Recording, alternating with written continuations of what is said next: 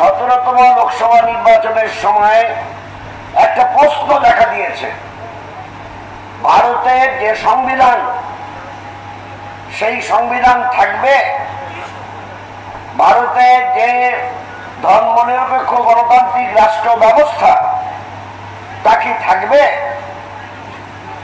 ভারতে এই যে 5 বছর অন্তর নির্বাচন হয় তা কি হবে, এইসব প্রশ্ন দেখা দিয়েছে। কেন? দিল্লিতে বিজেপি নেতৃত্বে এনডিএ জোট সরকার একটা ভয়ঙ্কর সরকার, ভয়ঙ্কর সরকার। এরা মানুষের অধিকারে বিশ্বাস করে না, এরা মানুষকে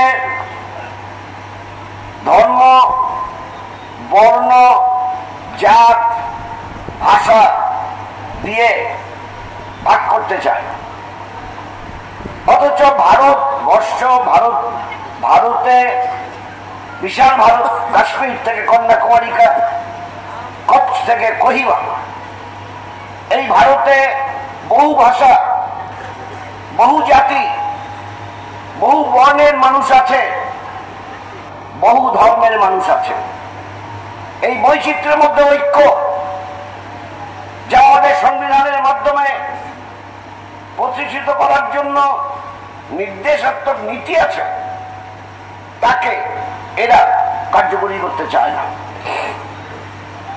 তাই বন্ধুগণ, আমি আপনাদেরকে অনুরোধ করব, এরা নির্বাচনের আগে 2014 সালে যেসব কথা বলেছিল তার একটা কথাও কার্যকরী করেনি।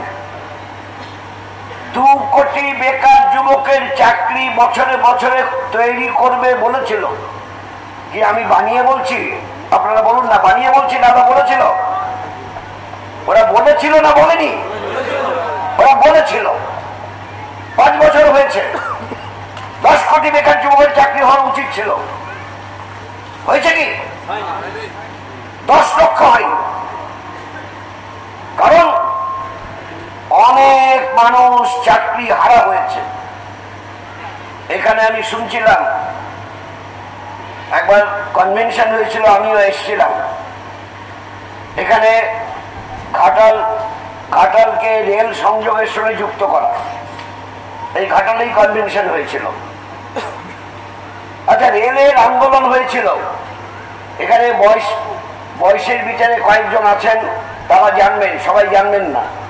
1974 সালে যে রেলের ধর্মঘট হয়েছিল, তখন রেলের শ্রমিক কর্মচারীর সংখ্যা ছিল কত? 24 লক্ষ। এখন কত? 74 সালে ছিল 24 লক্ষ, আজকে 2019 সালে তার সংখ্যা দাঁড়িয়েছে 12.5 লক্ষ, প্রায় অর্ধেক। চাকরিতে রেলের লাইন বাড়ছে, রেলের কাজ বাড়ছে, রেলে কর্মী সংকোচন হচ্ছে, আর কন্ট্রাকচুয়াল চুক্তিভিত্তিক নিয়োগ হচ্ছে। চুক্তিভিত্তিক নিয়োজিত কর্মচারী, শ্রমিক, তাদের চাকরির নিরাপত্তা থাকে না, বেতন সুরক্ষিত হয় না। এটাকে আরো বেশি পাকাপোক্ত করেছে নরেন্দ্র মোদীর নেতৃত্বে এই এনডিএ সরকার। আর কলকারখানা না তোলাই ভালো। মানুষের মধ্যে মানুষ কি খাবে ওরা বলে দেবে, মানুষ কি বস্ত্র পরিধান করবে ওরা বলে দেবে, মানুষ কোথায় যাবে আর কোথায় যাবে না ওরা বলে দেবে। এ কখনো হতে পারে? স্বাধীন দেশের গণতান্ত্রিক বিধি ব্যবস্থার মধ্যে পরিচালিত একটি রাষ্ট্রে কখনো হতে পারে? এটা ভাবতে পারেন? ধরুন, এখানে আপনারা সংখ্যায় একেবারে ব্যাপক অংশে, শতকরা হয়তো 90-95 98% ধর্মের বিশ্বাসে হয়তো হিন্দু মানুষ আছেন, কিন্তু আপনি ভাবতে পারেন যে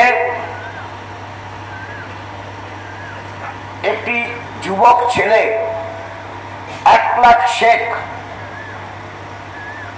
তার ফ্রিজে মাংস রাখা আছে, মাংস রান্না করে খেয়েছে, আর বাকি মাংস রাখা আছে। এটা আপনারা অনেকেই জানেন, অনেক রাজ্যে ড্রাই ডে থাকে, মাংস পাওয়া যায় না, মাংস বিক্রি হয় না, 7 দিন মাংস বিক্রি হয় না, এরকম আছে। আমি দেখেছি, আমি মধ্যপ্রদেশেও দেখেছিলাম ড্রাই ডে। ফ্রিজে মাংস আছে, ফ্রিজে মাংস যেটা আছে ওটা গরুর মাংস। এই কথা বলে 1 লাখ খানকে, শেখ 1 লাখ খানকে টেনে হিড়ির করে নিয়ে তাকে খুন করেছে। তারপর ওই ফ্রিজ থেকে মাংস নিয়ে গেছে পরীক্ষা করতে ফরেন্সিক ল্যাবরেটরিতে। ফরেন্সিক ল্যাবরেটরি কয়েকদিন পর রিপোর্ট দেয়, দ্য মিট অফ শেখ 1 লাখ খান is the meat of goat, অর্থাৎ সেটা খাসির মাংস ছিল। কিন্তু তার মধ্যে 1 লাখকে খুন করে ফেললো। আচ্ছা, আপনি ধর্মের বিশ্বাসে হিন্দু বলে এটাকে সমর্থন করতে পারেন? বলুন তো, সমর্থন করা যায়? আনবমরা রাষ্ট্রীয় স্বয়ংসেবক সংঘ, আর রাষ্ট্রীয় স্বয়ংসেবক সংঘ RSS, তার সঙ্গে যুক্ত বজরং দল, তার সঙ্গে যুক্ত দুর্গা বাহিনী, তার সঙ্গে যুক্ত হনুমান বাহিনী, তার সঙ্গে যুক্ত এরকম অসংখ্য বাহিনী আছে। ভারতের মতো বিশাল দেশ, এই দেশটাকে আবার কেটে টুকরো টুকরো করবার দৃষ্টিভঙ্গিতে ভারতীয় জনতা পার্টি বিজেপি পরিচালিত হচ্ছে। আর দেশের মানুষের দুঃখ দারিদ্র, আগের যে কথাগুলো শুনেছেন তার ভিত্তিতেই বলছি, দুঃখ দারিদ্র বাড়ছে, জিনিসের দাম বাড়ে, মানুষের জীবনযাত্রা নির্বাহ করা কঠিন হয়ে পড়ে। কোন নীতিতে? সারা ভারতে যত মানুষ আছে তার 1% মানুষ, তার হাতে সারা দেশে যত সম্পদ আছে তার 49% ছিল 2014 সালে বিজেপি সরকারে আসার আগে। আর বিজেপি সরকারে থাকার পর 2018 সালের ডিসেম্বর পর্যন্ত এই ভারতের 1% মানুষের হাতে এখন সম্পদের পরিমাণ 73%। যেই নিয়মে 73% 1% হাতে সম্পত্তি করতলগত হয়েছে, কুক্ষিগত হয়েছে, হস্তগত হয়েছে, সেই একই নিয়মে সাধারণ মানুষের তার দুঃখ দারিদ্র বেড়েছে। এই অবস্থার অবসান ঘটাতেই আমরা বলেছি যে বিজেপি হটাও, দেশ বাঁচাও। দ্বিতীয়ত আমরা বলছি আমাদের রাজ্যে তৃণমূল কংগ্রেস, শুনেছেন বক্তাদের কাছে, কংগ্রেসের পেট থেকে বেরিয়ে আসা তৃণমূল কংগ্রেস, তার ব্যাখ্যা করেছেন। আচ্ছা, তৃণমূল কংগ্রেস 2011 সালে নির্বাচনের আগে কি প্রচার করেছিল? কারোর অনেকেরই হয়তো মনে আছে যে তারাই খাঁটি বামপন্থী। কি বলে নাই? ওরাই খাঁটি বামপন্থী প্রচার করে নাই? করে নাই না করেছে? করেছে। সলিল চৌধুরীর গান, সুভাষ মুখার্জির কবিতা মঞ্চে দাঁড়িয়ে বলা হতো, গাওয়া হতো, পড়া হতো। মানুষের জীবন যন্ত্রণার কথা গানের মধ্য দিয়ে প্রকাশ করা হতো। আর দাবি করত ওরাই হচ্ছে খাঁটি বামপন্থী। আর বামপন্থী যে বামফ্রন্ট সরকার, এটা খাঁটি না, এটা মেকি। কিন্তু আমরা কি দেখছি যে বিজেপি যেই নীতির দিশারি, আজকে আমরা লক্ষ্য করে দেখছি তৃণমূল সেই একই নীতি নিয়ে চলে, একেবারে একই নীতি নিয়ে। সব থেকে বেশি তাদের স্বার্থে কাজ করে তৃণমূল কংগ্রেস, যাদের অনেক কিছু আছে, যাদের নেই।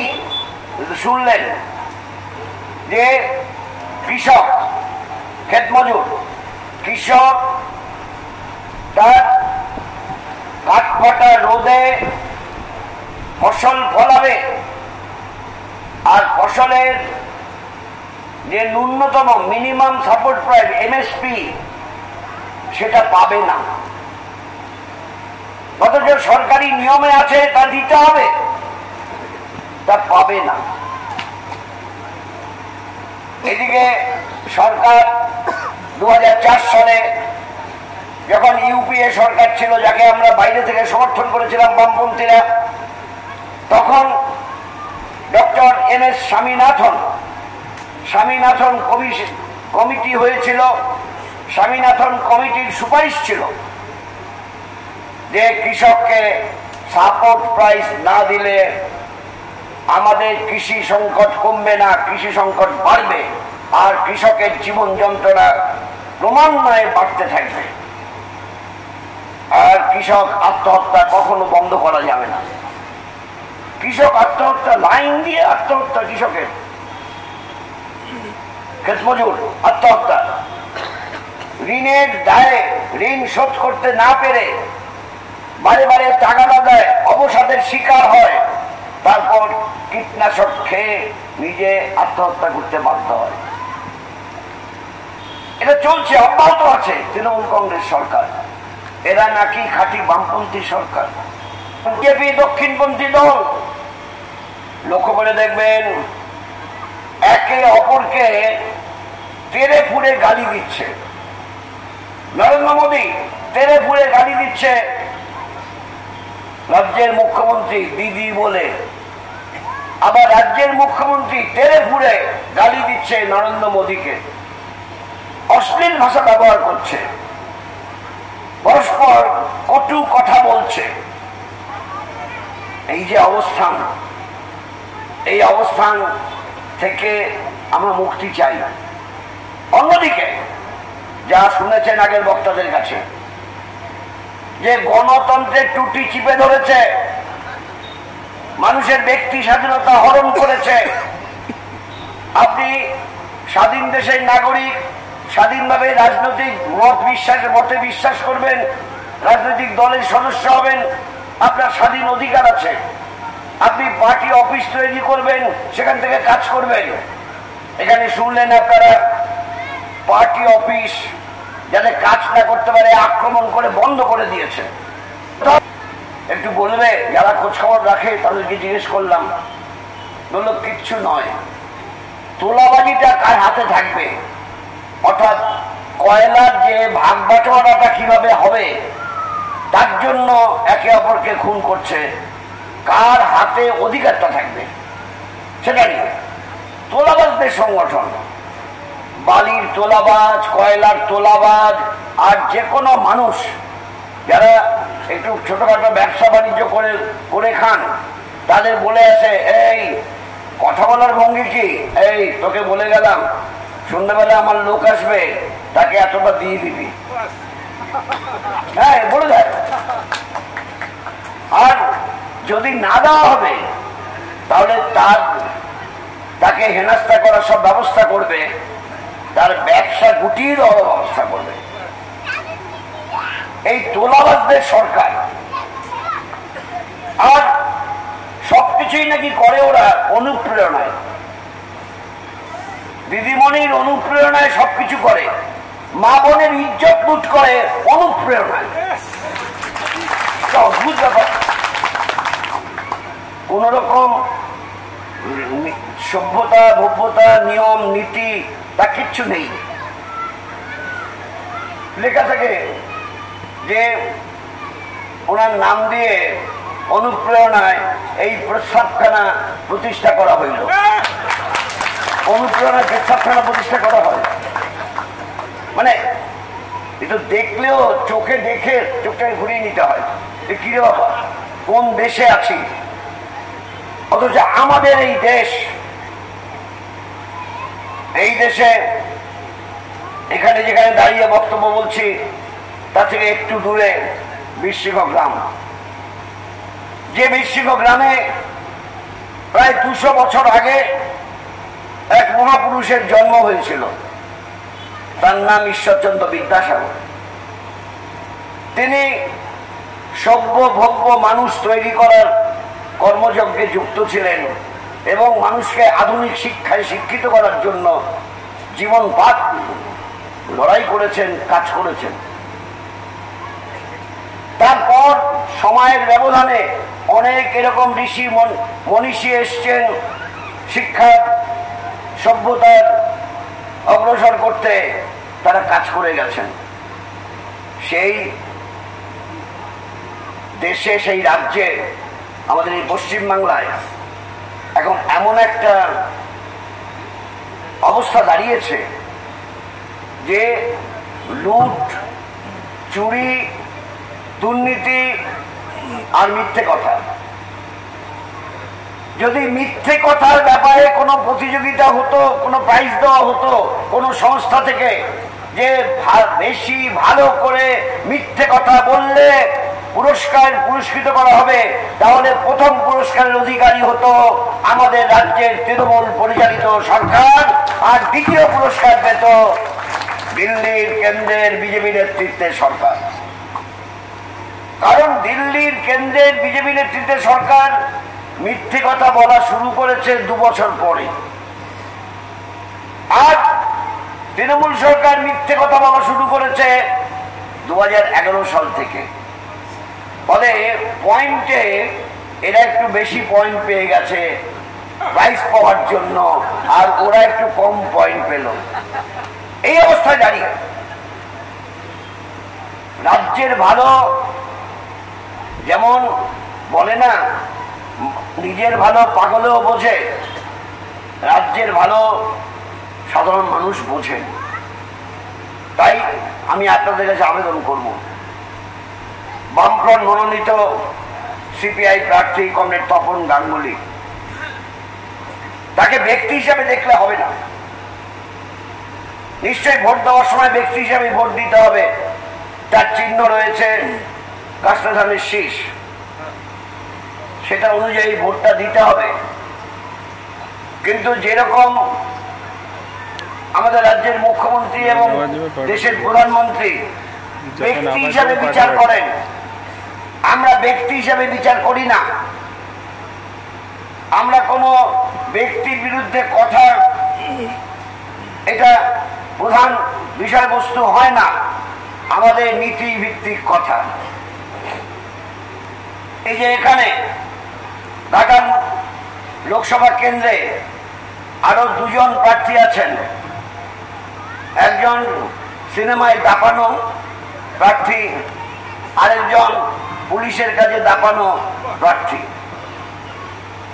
এদের ব্যক্তি হিসাবে আমাদের কোনো কথা নেই, কিন্তু ওরা কোন নীতির কথা বলছে, তৃণমূল কংগ্রেসের প্রার্থী কোন নীতির কথা বলছে, বিজেপির প্রার্থী কোন নীতির কথা বলছে, আর আমরা বামপন্থীরা কোন নীতির কথা বলছি, তার নিরিখে বিচার করবেন। বিচারটা এইভাবেই হওয়া উচিত। আর আপনাদের ঘাটাল লোকসভা কেন্দ্রে, ঘাটাল বিধানসভা ক্ষেত্রের এই যে 317টা বুথ এলাকায় আপনারা ছড়িয়ে আছেন, আপনাদের অবশ্যই দেখতে হবে যে দেশের বর্তমান অবস্থার পরিপ্রেক্ষিতে রাজ্যের এই দুর্বিষহ দুর্নীতি এবং মানুষের মতো ব্যবহার না করার নীতির প্রতিবাদে আপনাদের বামফ্রন্ট মনোনীত সিপিআই প্রার্থী কমরেড তপন গাঙ্গুলিকে কাস্তেধানের শীষে ভোট দিয়ে জয়ী করে আপনাদের প্রমাণ করতে হবে যে আমরা ওই দিল্লির বুকে সংসদের ভেতরে আমাদের নীতির জন্য লড়াই করবার জন্য পাঠাচ্ছি তপন গাঙ্গুলিকে। আর যারা ওখানে যাবেন তারা মুখ দেখানোর জন্য যাবেন না, তারা যাবেন সেখানে সংসদ ভবনে কাঁপিয়ে মানুষের কথা বলার জন্য, বাংলার কথা বলার জন্য, ঘাটালবাসীর কথা বলার জন্য এবং দেশের স্বার্থে কাজ করবেন। আমি প্রত্যাশা করব আপনারা এই লক্ষ্য নিয়ে আগের বক্তাদের যা কথা শুনেছেন তাকেও মনে রেখে নির্দিষ্টভাবে আপনারা নির্বাচনী যে প্রচারের কাজ পরিচালনা করবেন, এই প্রত্যাশায় আপনাদের সবাইকে সংগ্রামী অভিনন্দন জানিয়ে, আপনাদের ধন্যবাদ জানিয়ে, আপনাদের নমস্কার জানিয়ে, আপনাদের আদাব জানিয়ে আমাদের ক্যামেরাটা খাওয়া হয়ে যায়।